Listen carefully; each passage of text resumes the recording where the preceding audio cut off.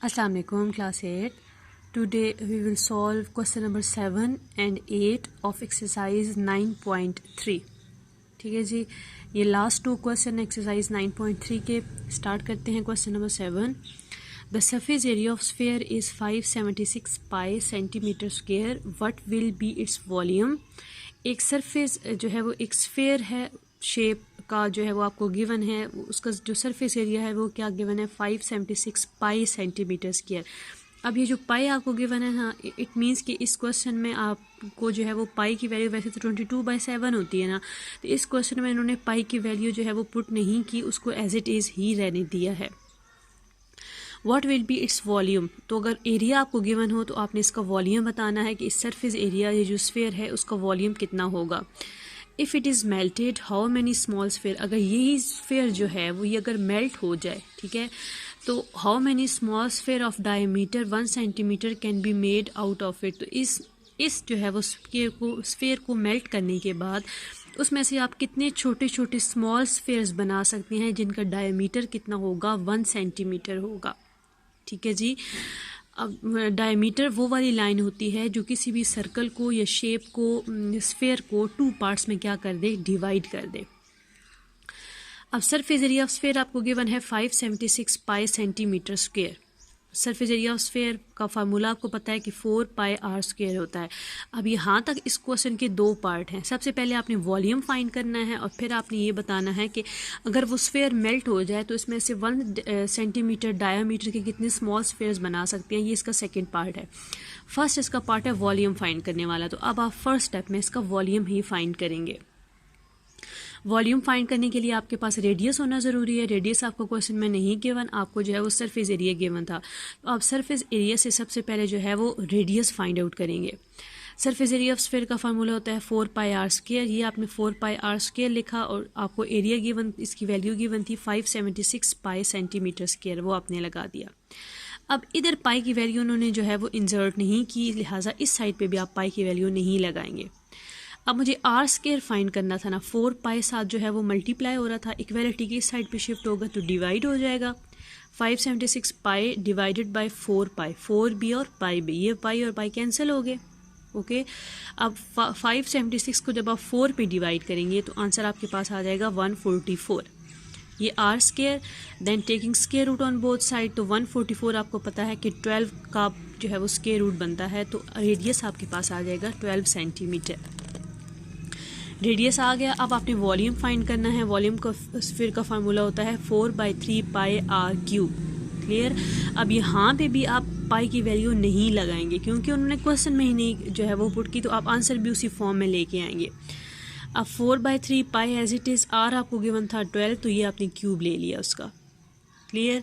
अब 12 का cube means 12 multiply 12 का जब करेंगे तो आंसर आपके पास आ जाएगा 1728 और ये 7 पाई एज इट इज़. क्लियर. फिर 1728 को आप मल्टीप्लाई किससे कर देंगे, 4 के साथ, क्योंकि ये 3 और आपस में कट नहीं हो रहे, तो आप जो है वो इसको सिंपल फॉर्म में ही आगे रखें, क्योंकि ये वाली जो फॉर्म है ये आगे फर्दर इसने आगे सॉल्व होना है, तो इसको पॉइंट में लाने की ज़रूरत नहीं है डेसिमल की फॉर्म में. इसको फ़िलहाल अभी फ्रैक्शन की फॉर्म में ही रहने दें. अब 1728 को 4 से मल्टीप्लाई करेंगे तो आ जाएगा 6912 और ये divided by 3 as it is और ये पाई भी एज इट इज़. ठीक है जी. वॉल्यूम आपके पास आ गया है स्फीयर. अब जब आपने इसको डिवाइड किया 3 पे, 3 1s are 3, 3 2s are 6, 3 3s are 9 आ जाएगा. ठीक है. फिर आप at a time 2 digit use करें, 0 और 3 4s are 12, 2304 पाई आ गया वॉल्यूम किसका, स्फीयर का. नो, यहाँ तक तो ये एक पार्ट इसका सॉल्व हो गया. अब आपने इसका सेकंड पार्ट सॉल्व करना है कि अगर वो मेल्ट हो जाए तो इसमें से आप कितने छोटे छोटे स्मॉल स्फीयर्स बना सकते हैं जिनका डायमीटर कितना होगा, 1 सेंटीमीटर होगा. अच्छा जी, आगे व्हेन स्फीयर इज़ मेल्टेड, जब स्फीयर मेल्ट हो जाए तो उसका डायमीटर उन्होंने क्या गिवन है, 1 सेंटीमीटर. तो अगेन आपने उसका जो है वो वॉल्यूम ही फाइंड करेंगे ना कि उसमें कितनी कैपेसिटी है, वो फर्दर कितना डिवाइड हो सकता है. तो वॉल्यूम फाइंड करने के लिए आपके पास अगेन जो है वो रेडियस होना ज़रूरी है. तो आप इस डायामीटर से आप उसका क्या निकालेंगे, आप रेडियस निकालेंगे. तो रेडियस होता है डायमीटर का हाफ. ठीक है। डायमीटर होती है फुल लाइन, एक जो है वो आउटर बाउंड्री से लेकर दूसरे पॉइंट के आउटर बाउंड्री तक, और रेडियस होता है सेंटर से लेकर आउटर बाउंड्री तक। तो आप डायमीटर को आप डिवाइड कर दें, डायमीटर को हाफ कर दें तो आपके पास रेडियस आ जाता है। तो r is equal to d/2 होगा। 1 सेंटीमीटर था, डिवाइडेड बाय 2 करेंगे तो ये आ जाएगा 0.5 सेंटीमीटर रेडियस। क्लियर? अच्छा जी, अब इस रेडियस के अकॉर्डिंगली आपने इसका वॉल्यूम फाइंड करना है कि पहले तो रेडियस 12 सेंटीमीटर था, लेकिन जब वो मेल्ट हो गया, मेल्ट होने के बाद उसका रेडियस कितना रह गया है, 0.5 सेंटीमीटर रह गया। अब इस रेडियस के अकॉर्डिंगली आप वॉल्यूम फाइंड करें। v is equal to 4/3 pi r cube, 4/3 pi as it is, r cube mean 0.5 का क्यूब ले लेंगे, 0.5 मल्टीप्लाई 0.5 और मल्टीप्लाई 0.5 कर देंगे तो आंसर आपके पास आ जाएगा 0.125। ये 4/3 और पाई एज इट इज़। क्लियर? फिर 4 को आप 0.125 के साथ जब मल्टीप्लाई करेंगे तो आंसर आपके पास आ जाएगा 0.5। क्लियर? और ये पाई एज इट इज़, और डिवाइडेड बाय क्या कर देंगे इसको 3 से। जब 0.5 को आप 3 से डिवाइड करेंगे तो आंसर आ जाएगा 0.166।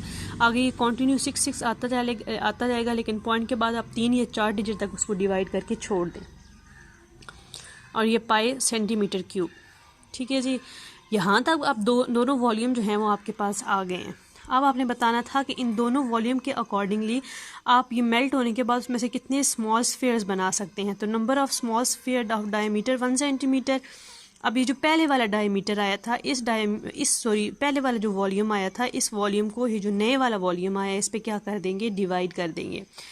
पहले वाला वॉल्यूम था 2304 पाई, जिसका रेडियस 12 सेंटीमीटर था, और फिर इसका वॉल्यूम आया 0.166 पाई, जिसका रेडियस क्या था 0.5।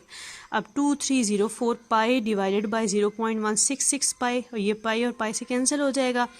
2304 डिवाइडेड बाय 0.166 से आप जो है वो जब डिवाइड करेंगे तो आंसर आपके पास आ जाएगा 13824। अब ये आएगा कैसे?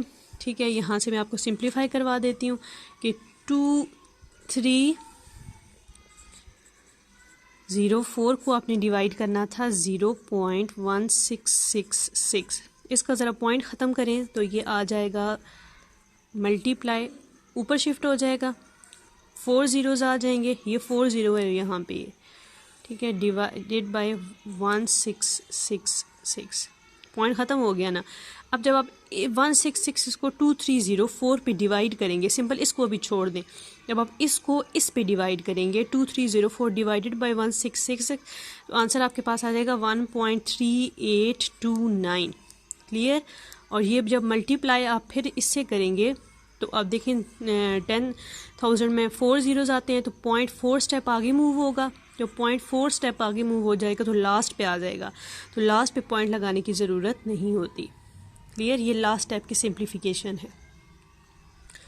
नेक्स्ट है question number 8। A solid copper sphere of radius 3 centimetre is melted. एक कॉपर जो है वो स्फीयर है, उसका रेडियस कितना है, 3 सेंटीमीटर है, उसको जो है वो मेल्ट किया जाता है, और उसमें से जो है वो इलेक्ट्रिकल वायर, एक बिजली की तार बनाई जा रही है जिसका डायमीटर कितना है, 0.4 सेंटीमीटर है।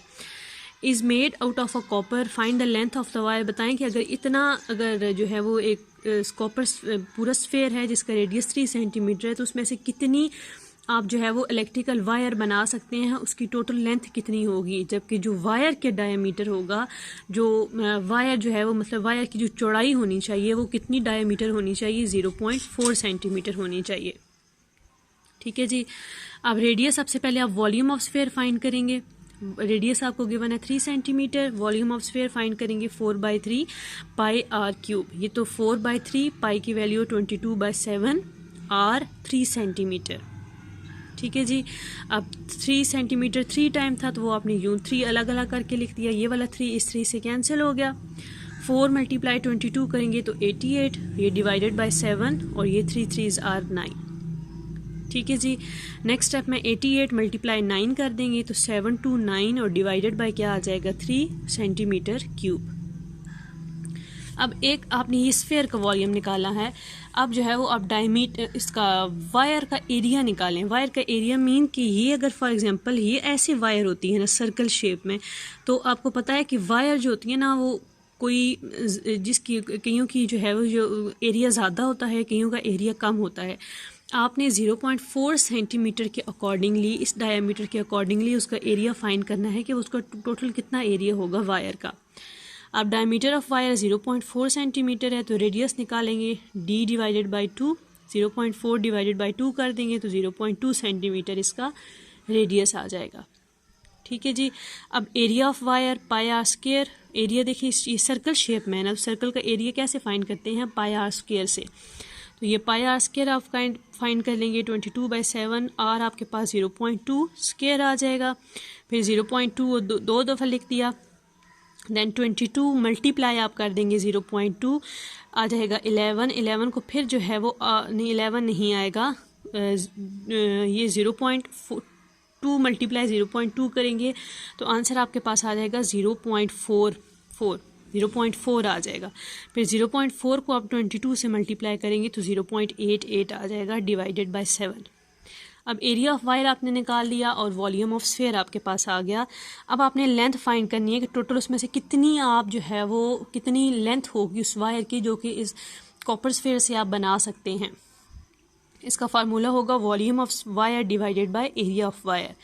अब वॉल्यूम आपके पास क्या निकला था 729 डिवाइडेड बाय 7 और एरिया क्या निकला है 0.88 डिवाइडेड बाय 7। अब वॉल्यूम 792 डिवाइडेड बाय 7 मल्टीप्लाई, ये जो है वो एरिया ऑफ वायर डिनोमिनेटर में था ना, जब ये जो है वो शिफ्ट होगा तो यहाँ पे इसकी क्या हो जाएगी, ये रेसिप्रोकल की फॉर्म में आ जाएगा, 7/0.88 आ जाएगा। 7 से कैंसिल हो गया। फिर आपने आगे इसकी सिंप्लीफिकेशन की, इसका पॉइंट ख़त्म किया तो 100 आ जाएगा। फिर इसको इससे मल्टीप्लाई किया डिवाइडेड बाय 88 और जब इसको डिवाइड करेंगे तो आंसर आपके पास क्या आ जाएगा 900। अब 900 मीटर की इतनी लंबी आप जो है वो इलेक्ट्रिकल वायर से बना सकते हैं।